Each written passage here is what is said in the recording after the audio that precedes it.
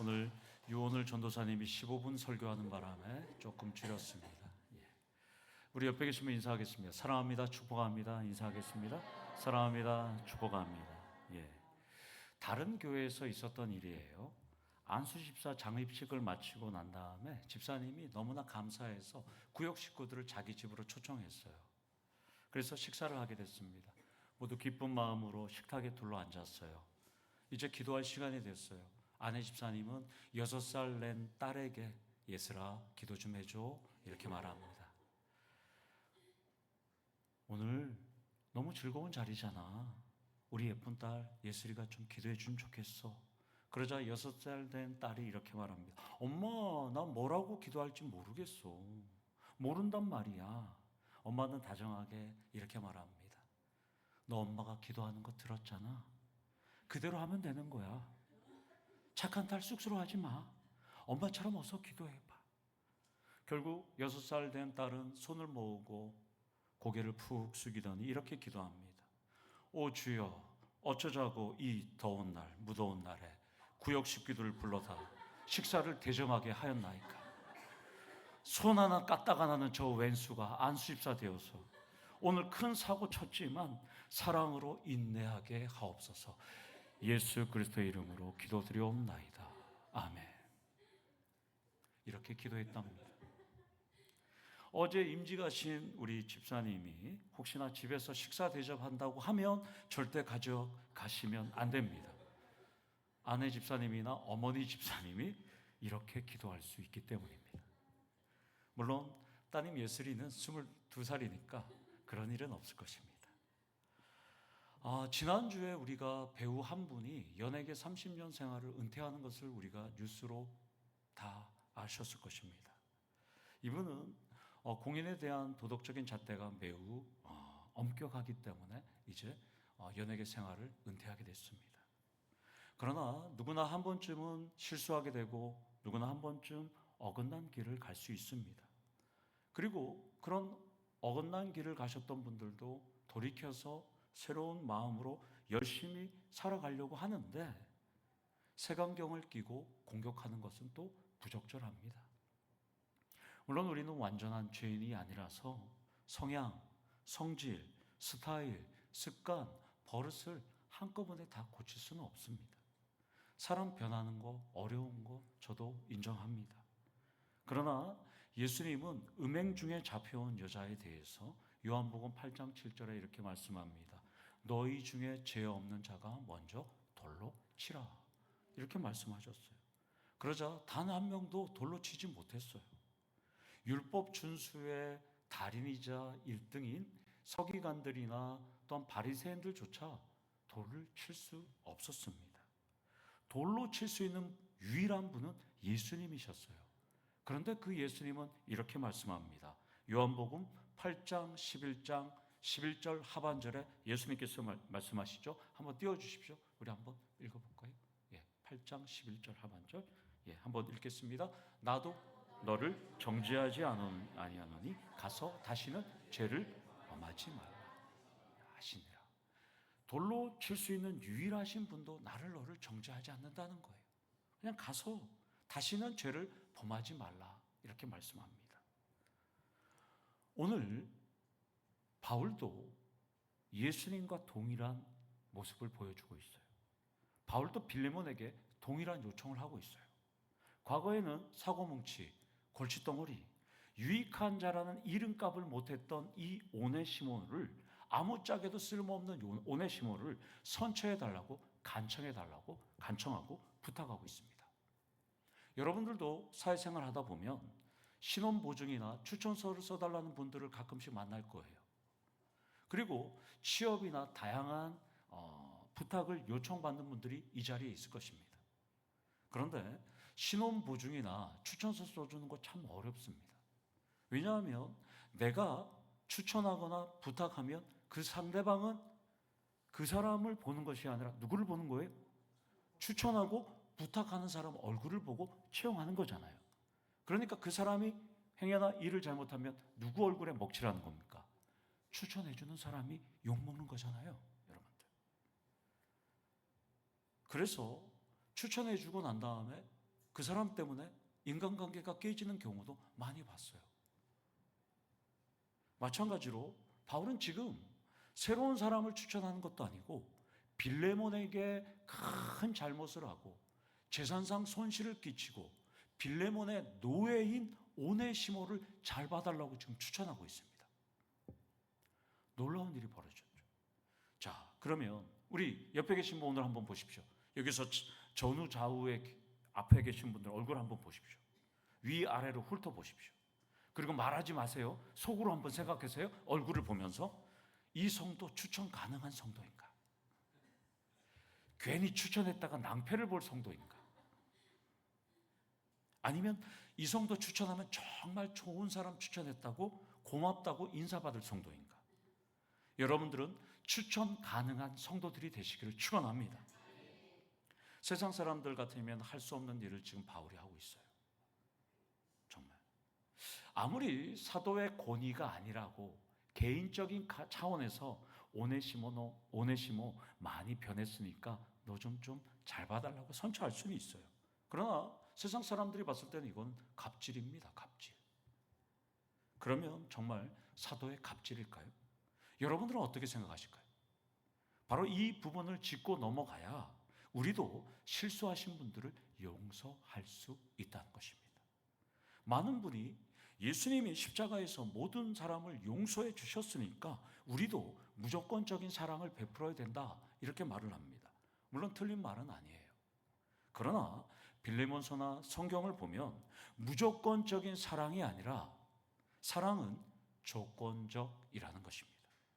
조건은 예수를 구주로 믿고 예수를 위해 살 때 가능하다는 것입니다. 바울은 무조건적인 용서를 베풀어 달라고 빌레몬에게 선처를 요청하지 않았습니다. 오네시모가 너에게 그렇게 무익한 자였는 것은 맞지만 재산상의 손실을 끼친 것은 맞지만 예수 믿고 유익한 자가 되었으니까 용서해 달라고 지금 부탁하는 겁니다.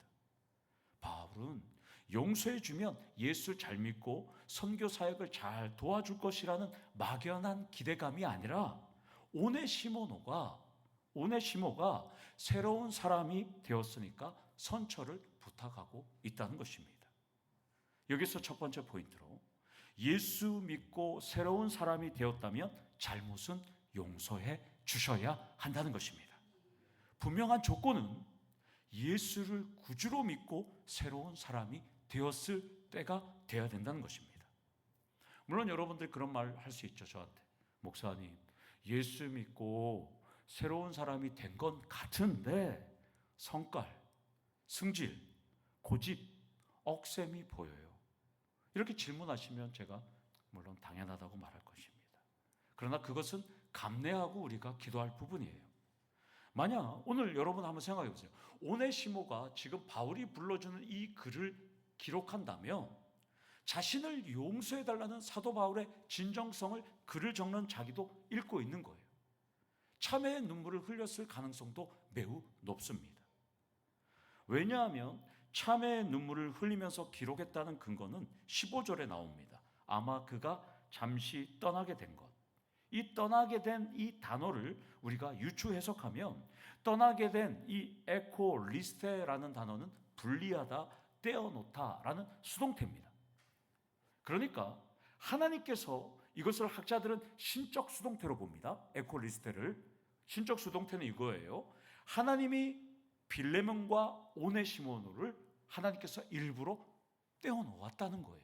사도 바울의 이 편지 글쓰기는. 그러니까 하나님께서는 무언과 목적과 의도가 있어서 빌레몬과 너의 노예 오네시모를 하나님께서 떼어놓고 분리했다라고 글을 쓰고 있습니다. 그러니까 하나님께서는 목적과 의도와 섭리가 분명히 있었습니다. 오네시모도 내가 주인에게 잘못해서 도망친 줄 알았는데 그 도망친 것이 내 뜻이 아니라 하나님 뜻이었구나 라고 깨닫게 되는 거죠. 그리고 이 글을 읽는 빌레몬도 저 원수 같은 저 철천지 원수가 나에게 잘못하고 도망친 것이 맞지만 그 중심에는 하나님께서 나와 오네시모를 잠깐 떨어놓으신 목적이 있다는 것을 그는 깨닫게 된다는 것입니다. 따라서 그동안 여러분들에게 있었던 모든 일들도 하나님의 섭리하심 속에서 진행된 만큼 여러분들도 동일한 결과가 있다면 분노가 아니라 하나님의 은혜로 받아들이셔야 한다는 것입니다. 여기서 두 번째 포인트로 하나님의 섭리하심을 알았다면 은혜로 받아들여야 합니다. 룻기 강해를 통해서 여러분들에게도 말씀드렸지만 우리 삶에는 결코 우연은 없습니다. 만남과 이별, 출생과 죽음, 시작과 끝, 절망과 희망, 쇠퇴와 성장, 겨울과 봄, 개강과 종강, 임직과 은퇴, 모든 역사가 창조주 하나님 뜻 안에서 이루어지고 있다는 것입니다. 그래서 바울은 15절에서 그 오네시모가 잠깐 너에게서 떠난 것은 너로 하여금 그를 영원히 두기 위함이라는 거예요. 오네시모가 노예로서 살면 그냥 살다가 그냥 이별할 수 있을 텐데 하나님께서 그를 너와 분리시킨 것은 너와 영원히 하기 위해서 잠깐 분리시켰다는 거예요. 직역하면 내가 오네시모를 영원히 받아들이게 한다라는 뜻이 됩니다. 의역하면 이런 뜻이에요. 너와 오네시모가 영원히 형제로서 교제하려고 하나님께서 떼어 놓으셨다는 것입니다.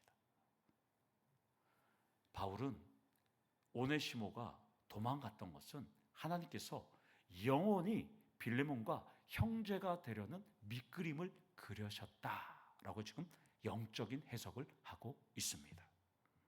바울은 빌레몬과의 관점이 달라요. 하나님의 관점으로 지금 접근을 하고 있습니다.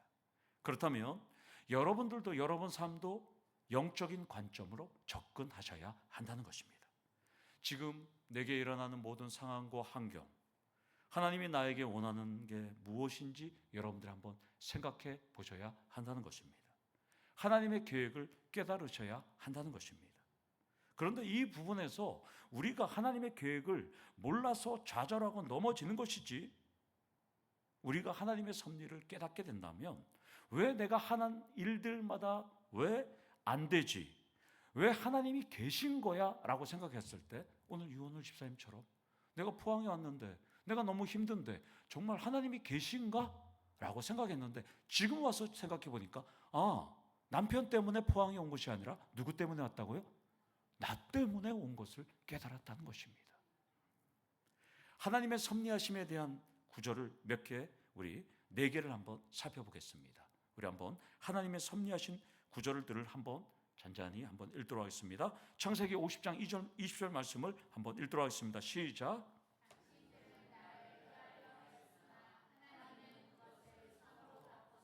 오늘과 같이 많은 백성의 생명을 구원하게 하시려 하셨나니. 요셉을 이집트로 보내신 것도 형들이 보낸 것이 아니라 하나님께서 보내셨다는 거예요. 욥기 42장 2절 말씀을 한번 보겠습니다. 주께서는 못 하실 일이 없사오며 무슨 계획이든지 못 이루실 것이 없는즉 하나님께서는 모든 계획을 다 주관하시고 바꿀 수 있다는 겁니다. 다니엘서 2장 21절 말씀을 읽도록 하겠습니다. 그는 때와 계절을 바꾸시며 왕들을 폐하시고 왕들을 세우시며 지혜자에게 지혜를 주시고 총명한 자에게 지식을 주신다. 우리 하나님 때와 계절을 바꾸시는 분입니다. 우리 사도 바울의 이 말씀은 압권입니다. 에베소서 1장 11절 말씀을 읽도록 하겠습니다. 모든 일을 그의 뜻의 결정대로 일하시는 이의 계획을 따라 우리가 예정을 입어 그 안에서 기업이 되었으니. 모든 일을 그의 뜻의 결정대로 일하시는 이의 계획을 따라 우리가 예정을 입었다는 거예요.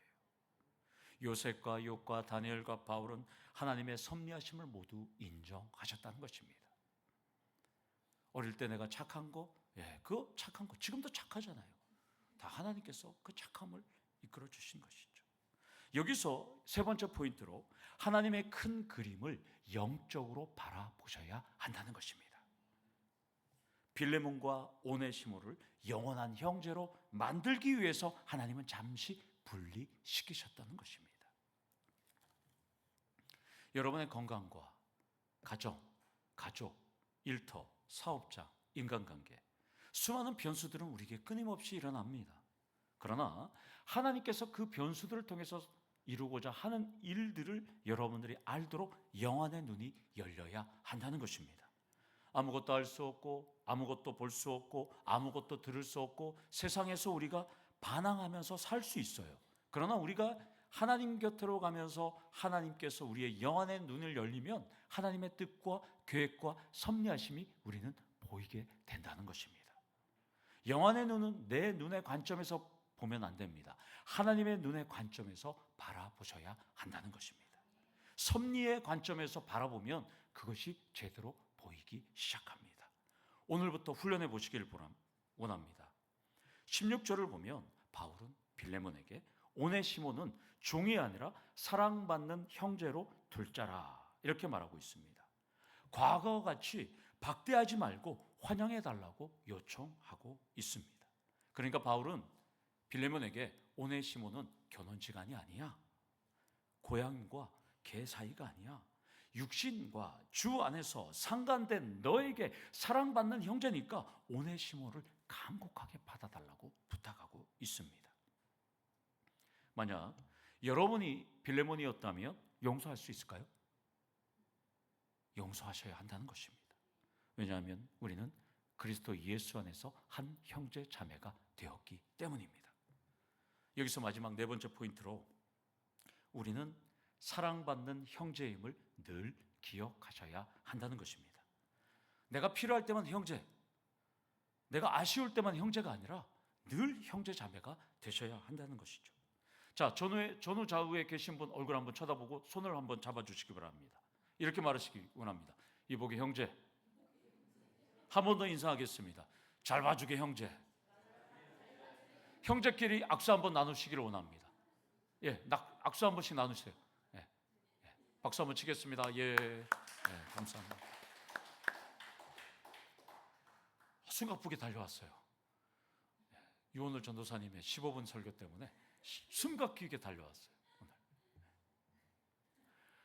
1968년 우리 존경하는 우리 박정희 대통령께서 전방 시찰을 마치고 춘천의 한 부대에서 각급 군 지휘관들을 불러서 만찬 행사를 했습니다. 그 만찬 행사를 하는데 오늘 전방 시찰을 다녀왔던 그 부대의 장군 중에 한 분 나이필 준장은 별 1개입니다. 그 당시에는 다 사단장들이 별 1개였으니까요. 나이필 준장을 불러서 오늘 업무 보고 참 잘했다. 아주 똑똑해. 일로 와. 내가 어사주 하나 따라줄게. 대통령이. 그러니까 나이필 준장이 딱 옵니다. 대통령이 우리 박정희 대통령이 좋아하는 게 패스포드였던 거 있죠. 이렇게 한 잔 따라주니까 이분이 나이필 준장이 카카, 저는 술보다 사이다나 콜라를 따라주십시오. 순간 웃음소리와 목소리가 싸늘해졌습니다. 순간 지휘관들이 아무 말도 못해. 갑자기 얼음이 됐습니다. 나이필 준장이 이렇게 대통령께 말할 수 있었던 거 뭐냐면 모태신앙이었어요. 그런데 할아버지가 완전히 그냥 그 주사가 심하고 완전히 그냥 이 고주망태였어요. 어머님이 맨날 할아버지, 시아버지를 수발하느라고 너무 고생했거든요. 그래서 자기는 어릴 때 나는 절대 술을 먹지 않겠다라고 하나님 앞에 작정했다는 거예요. 그래서 대통령 앞에서 여러분 그 서슬포론 시절에 대통령이 주는 술을 안 먹을 수가 없잖아요. 근데 콜라나 사이다. 대통령께서 뭐라 그랬는지 아세요? 네가 진짜 크리스찬이다. 그리고 연회장 밖을 나갔다는 거예요. 그러자 선배들이 너 빨리 빨리 부대 가서 전역할 준비해라. 너 투스타 달, 별 2개 달 기회 잊어버렸어. 너 빨리 전역 명령 기다려. 너 오늘 끝났어. 그래서 나이필 준장은 부대로 돌아와서 물건을 다 정리하기 시작했습니다. 이제 인사명령만 기다리는 거예요. 그런데 인사명령이 났어요. 나이필, 별 2개, 소장, 육군본부, 인사참모. 박정희 대통령이 승진을 시켰던 거예요. 그리고 투스타로 근무하다가 이제 퇴직을 합니다. 이제 민간인으로 돌아가는데요, 박정희 대통령이 이 사람을 중앙정보부 차장으로 또 임명합니다. 임명하는 이유가 뭔지 아세요? 대통령이 나이필은 대통령이 주는 술도 안 받는 청렴결백하고 정말 바른 사람이기 때문에 어떤 사람이 부정부패와 청탁을 해도 나이필만은 그런 사람이 아니다 해서 박정희 대통령이 중앙정보부 차장으로 임명했다는 것입니다. 사랑하는 성도 여러분, 대통령에게도 사랑받으면 승진하고 영전합니다. 여러분은 하나님께 사랑받으면 추천받고 사랑받는 형제가 될 수 있습니다. 하나님께 사랑받으면 여러분의 일터, 직장, 사업장 형통한 삶을 살아갈 수 있다는 것입니다. 여러분들은, 우리 성도님들이 하나님이 사랑받는 형제로 추천하고 여러분들의 삶에 형통하고 풍성한 축복의 삶이 되시기를 간절히 축원합니다. 아멘. 자, 이 시간에는 수료 행사를 갖도록 하겠습니다.